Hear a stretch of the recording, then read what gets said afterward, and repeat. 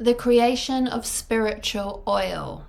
Kali sulf is a wonderful salt, and its operation in the divine laboratory of man's body, where it manufactures oil, is the miracle of the chemistry of life. In both esoteric teachings and modern science, there's a fascinating link between certain elements and the body's ability to produce a powerful substance that fosters spiritual awakening and healing. This substance, often referred to as Christ oil or the sacred secretion, is a highly charged substance that nourishes the soul, energizes the mind, and elevates the spirit. The process of making spiritual oil is tied to both the body's physical processes and to spiritual practices, such as the ones offered in previous videos on this channel. In this video, we'll explore the elements that have been put forth by Carey as being responsible for the manufacture or production of the spiritual oil within, and their impact on the human system, particularly in relation to regeneration and to superconsciousness awakening. On page 33 of Zodiac and the Salts of Salvation, Carey writes, "Oil is made by the union of sulfate of potassium with albuminoids and aerial elements." So the elements we're going to explore in this video are those three. One, sulfate of potassium, specifically as potassium and sulfate ions working in tandem. 2, albuminoids, and 3, nitric oxide. So first of all, potassium ions are needed for all cellular electrical activity, meaning it's needed for the body's charge. And sulfate ions support protein synthesis and enzyme function, meaning it's needed for DNA replication, for DNA repair, and for cellular growth and regeneration. Sulfate ions are also a source of sulfur, which helps power metabolism and detoxification. Together, these ions, potassium and sulfate, have an emulsifying action, meaning they do indeed oil or lubricate the spaces between cells and bone joints, helping different components of the body to move without friction. It's the smoothing the oily substance within in that way. When the body is dehydrated or when electrolytes are imbalanced, they play an important role in restoring the fluid balance and lubricating the tissues to ensure optimal movement and preventing joint stiffness or pain, effectively softening or melting the physical experience of moving. Basically, all the billions of cells in your body rely on potassium and sulfate ions to function, heal, and regenerate optimally. Secondly, albuminoids, particularly albumin, are key proteins in blood and in other bodily fluids that assist fluid regulation, transport, and vitalization. Thirdly, we have what Carey referred to as aerial elements, meaning breath or the atmosphere, which is approximately 77% nitrogen, 22% oxygen, and 1% other crucial elements such as argon, helium, ozone, and phosphorus. As explained in The Cell of Life, Awakening and Regenerating, when nitrogen and oxygen from the air combine in the body, nitric oxide is formed. Therefore, I've opted to narrow Carey's aerial elements to nitric oxide, the indispensable molecule of health. Nitric oxide is a signaling molecule that plays many vital roles in the body, such as vasodilation, so the widening of blood vessels, nerve function, including cognition, mental focus, and even immune response, including detoxification and cell renewal, or the process of autophagy. To fully understand the incredible benefits of nitric oxide and its compelling associations with Jesus Christ and with Kundalini energy, please watch this earlier video, as I want to keep this video specific to oil formation, but there are some incredible parallels there, so I do encourage you to watch that video if you haven't seen it. So together, the substances laid out by Carey, so again, potassium and sulfate ions, albuminoids and nitric oxide, interact in the body to regulate energy production, which means bioelectricity, cellular regeneration, and electrolyte or mineral balance. So they are fundamental substances. Their combined functions can indeed be seen to create a substance that elevates both the physical aspects of the body, such as cellular homeostasis, and the spiritual aspects of the body, such as mental focus and awareness, the expansion of consciousness, emotional balance, so endocrine system optimization, and energetic or bioelectricity levels in the body, so our charge and how vibrant and how energetic or enthusiastic we feel. In this way, the creation of spiritual oil through these substances facilitates the transition from ordinary, low vibe, adequate health and standard consciousness to exceptional, high vibe, rejuvenated health and higher spiritual awareness.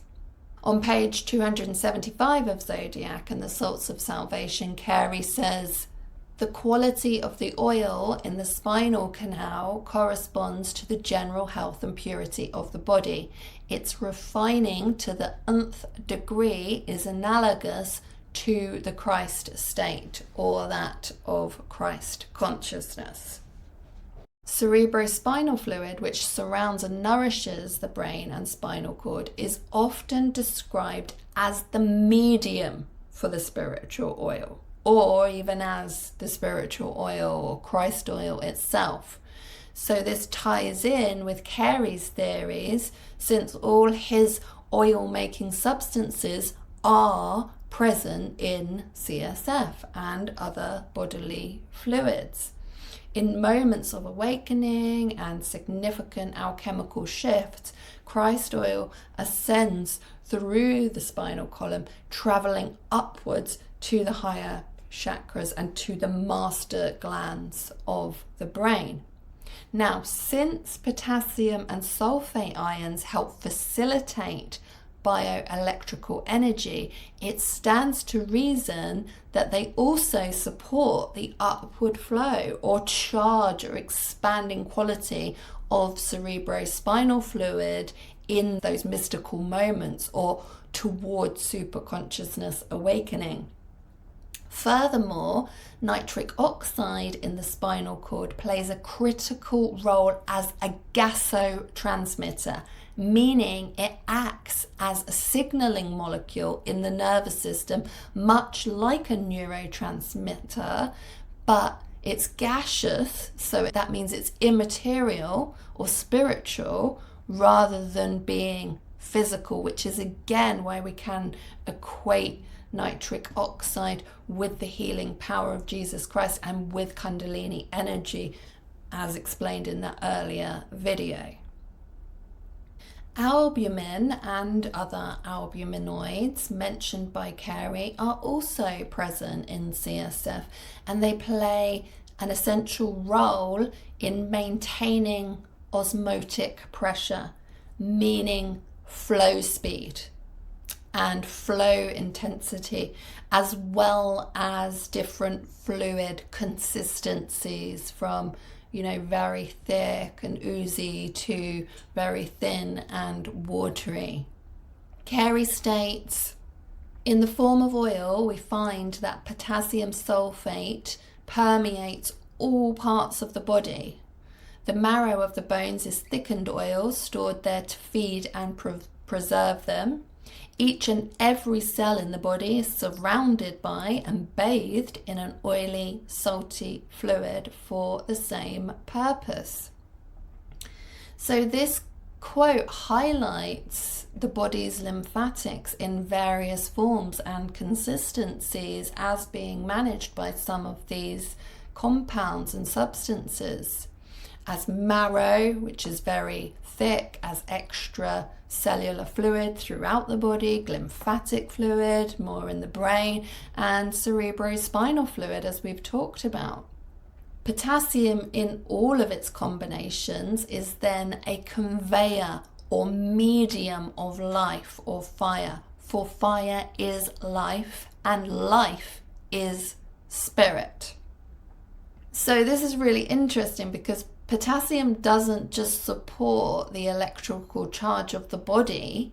Research shows how potassium sulfate also works as a salt bridge in certain types of batteries, helping them maintain charge. So wherever we look, it has this life-giving or energetic electrical property. As spiritual oil ascends, it stimulates the higher spiritual centers and the master glands, which leads to the further chemicalizations that we've talked about on this channel and to the release of the biochemicals of enlightenment that give rise to the experience of spiritual consciousness. This natural mechanism gives depth to what Carey said on page 181. For in truth, out of this salt, potassium sulfate, all things may be obtained, since it is the maker of oil itself. Meaning, potassium and sulfate ions are major players in the overall inner alchemical attunement. In the past, we've discussed how to awaken dormant energy and spiritual oil, but it's worth saying again that breath, as the storehouse of the aerial elements, is key in enhancing our inner biology.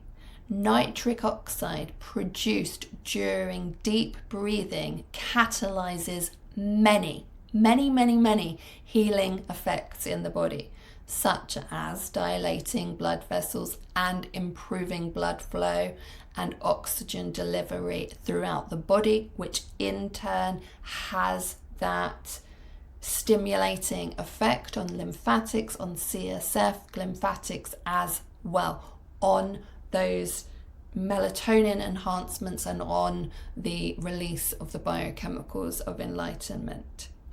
So consequently, this also improves nutrient and mineral supply to the cells for regeneration and rejuvenation purposes, especially using the brain and the spinal cord as that central hub, that central mechanism that has a consequential effect throughout the body. Furthermore, breathing exercises and spiritual practices help the body to release carbon dioxide, which is alchemically known as fixed air, showing its ability to release lower vibrational energies and imprints and therefore facilitate the expansion of consciousness. Breathing exercises are such a sacred tool for activating higher functions and facilitating the flow of spiritual oil. In conclusion, Carey's highlighted elements, along with other magnificent organic bodily processes, support wellness physically, mentally, emotionally, and energetically. Through conscious practices such as fasting, breath work, and elevated intentions, good thoughts, good words, good deeds.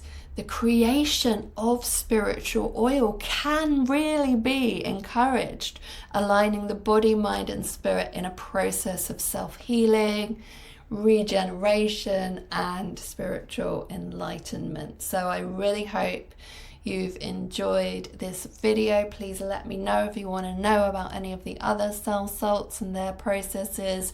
Thank you so much for watching. I look forward to reading your comments and questions below. There are many practical videos on this channel offering guidance and exercises for helping you to really embody these teachings for yourself. And as always, the links to my books, courses, and other resources can be found in the description box below this video. May divine love manifest itself in you all, always and in all ways. Namaste.